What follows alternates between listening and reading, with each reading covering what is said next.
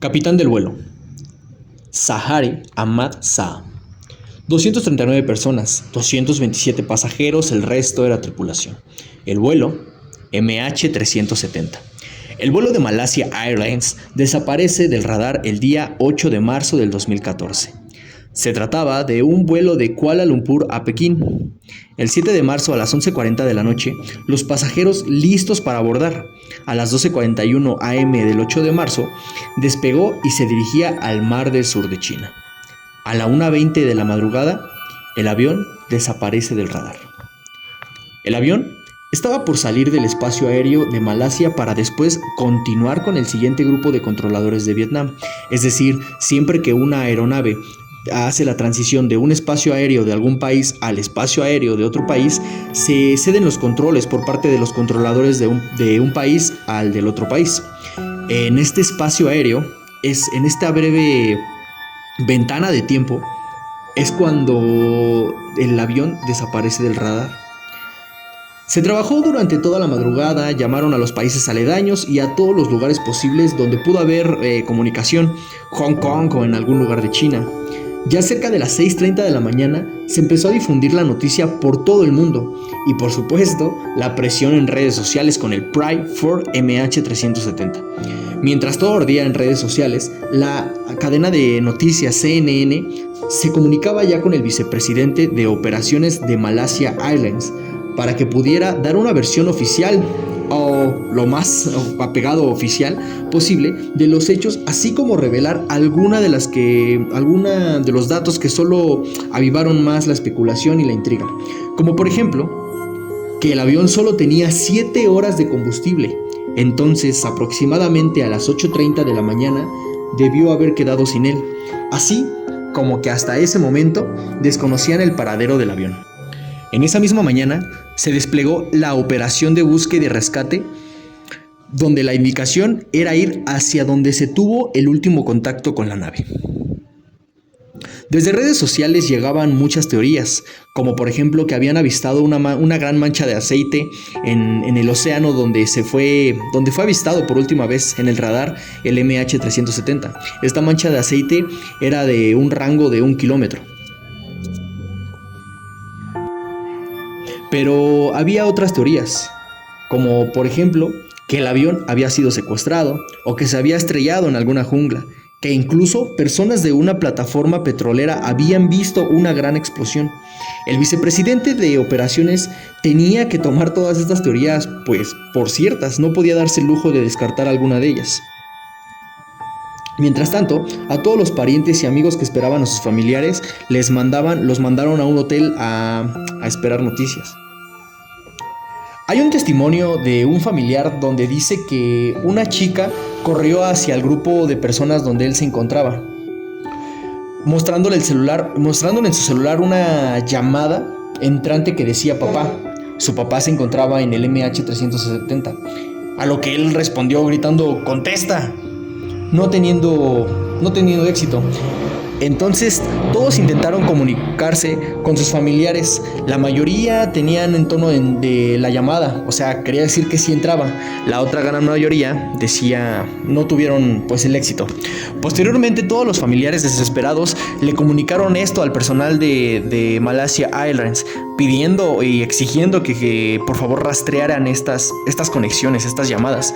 Pero lo único que se obtuvo de este esfuerzo fue que personal de Malaysia Airlines dijera que no contaban con la tecnología para poder hacer el rastreo de dichas llamadas. Para el día 9 de marzo, 24 horas después de tener el último contacto con la nave, por así decirlo, fueron analizadas en el laboratorio las manchas de aceite a las que habíamos hecho mención, pero se descubrió que eran de un barco y no correspondían al MH370. Hasta ese momento, lo más lógico hubiera sido pensar que hubo una falla en el avión, explotó y se estrelló al mar. Todo pasó tan rápido que incluso pues nadie pudo pedir ayuda, ¿no? Pero había un detalle: no se habían encontrado restos del avión en toda la zona. Entonces, ¿qué fue lo que pasó? Entre más pasaba el tiempo y no había rastro de alguna pieza del avión o rastro de alguna pista, para poder acreditar que el avión explotó o se estrelló, más tomaba fuerza la teoría de que alguien en el avión apagó la comunicación a propósito. Para reforzar de alguna manera esta teoría, la milicia para el día 10 de marzo confirmó que hubo una aeronave volando en dirección opuesta del que tenía programado el MH370, una hora después de que la nave desapareció del radar, pero no podían confirmar que se trataba del MH370. Recordemos que las fuentes militares no necesitan que las aeronaves tengan un radar encendido para ubicarlas, solo que no sabían si era la misma nave. Si fuera esto posible, la aeronave, después de volar en el espacio aéreo militar malasio, sale de este y vuelve a desaparecer. Marzo 11. 40 barcos y 34 aviones no han tenido éxito. 7 días después de que desapareciera el avión, se formaron varios grupos de búsqueda. En uno de ellos, invitaban a la gente a participar con sus computadoras en una plataforma llamada Tomnod, donde les asignaban áreas de búsqueda a los usuarios que deseaban participar. Se hacía por vía satélite. Así fue como una voluntaria de Tomnod en Florida, Estados Unidos, llamada Cindy Hendry, encontró en las imágenes satelitales cerca de donde el avión perdió comunicación y desapareció en el mar del sur de China una pieza, o al menos eso parecía, de color blanco. Así que posteriormente buscó planos del avión Boeing 777, que era el modelo del avión MH370, y encontró que ese artefacto blanco coincidía perfectamente con una pieza, y después en otras imágenes vio más partes de lo que probablemente pudo haber sido el avión. Al día siguiente, el primer ministro de Malasia dio un comunicado asegurando que el MH370 voló hacia Malasia peninsular y luego hacia el noroeste, es decir, sí hubo un retorno. Un día antes, Cindy Hendry notificó a Tomnod sobre los restos, pero no pasó nada.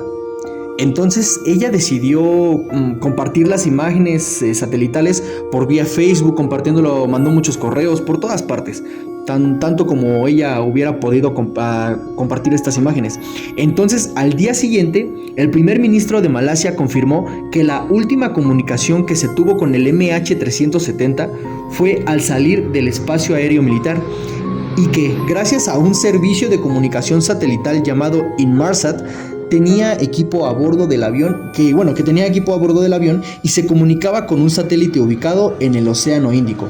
Se supone que el satélite se comunicó cada hora con... hubo una falla técnica. Entonces continuó, que se supone que el satélite se comunicó cada hora con ese equipo Inmarsat durante 6 horas más después de que desapareciera el avión del radar, pero no se podía ubicar la aeronave. Este sistema no brinda coordenadas, solo la distancia a la que se encuentra. Esta distancia solo habría la posibilidad de que el avión tomara 2 rutas.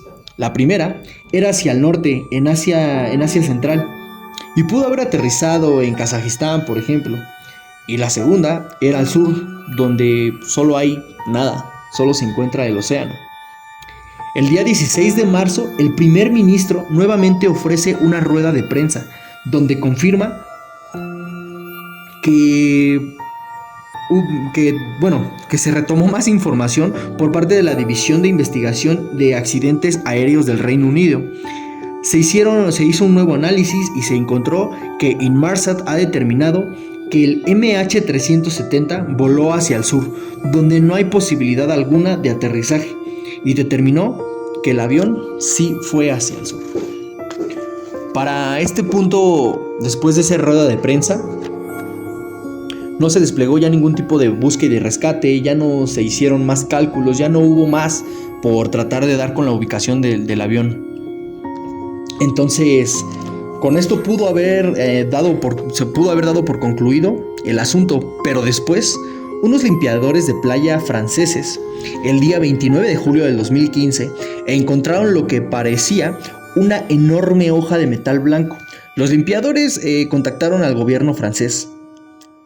se envió un equipo de investigación posteriormente. Después de revisar, encontraron un número que era el 28420. Así era el número, así es, en efecto, ese número 28420, que tenía esta gran hoja de metal blanco, pues resultó ser el número de serie del Boeing 777 o del vuelo MH370. Era una pieza perdida. Después se confirmó que era una parte del ala derecha. Posteriormente, el gobierno francés ordenó una búsqueda en toda la zona y encontraron una botella de agua china, una maleta, entre otros objetos. Todas estas piezas se encontraron en el Océano Índico, a más de 6.400 kilómetros de donde desapareció el MH370. Después de este hallazgo, se descubrieron dos piezas más. Una parte de otra ala fue descubierta en la isla Pemba, en junio del 2016, en una isla que está de camino a África.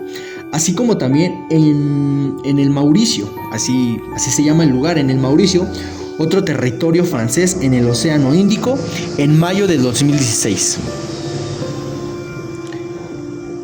Piezas que están oficialmente reconocidas o confirmadas que pertenecen al vuelo MH370. En este primer capítulo solo me dediqué a darles pues la investigación o los datos de alguna manera oficiales que hay al respecto del MH370, para posteriormente hablarles de lo que son las teorías, de la teoría oficial o al menos que se tiene por oficial, así como también otras teorías que han tomado fuerza los últimos años. Entonces, en el capítulo 2 del vuelo MH370 nos dedicaremos a abordar todas y cada una de las teorías que existen alrededor de este vuelo.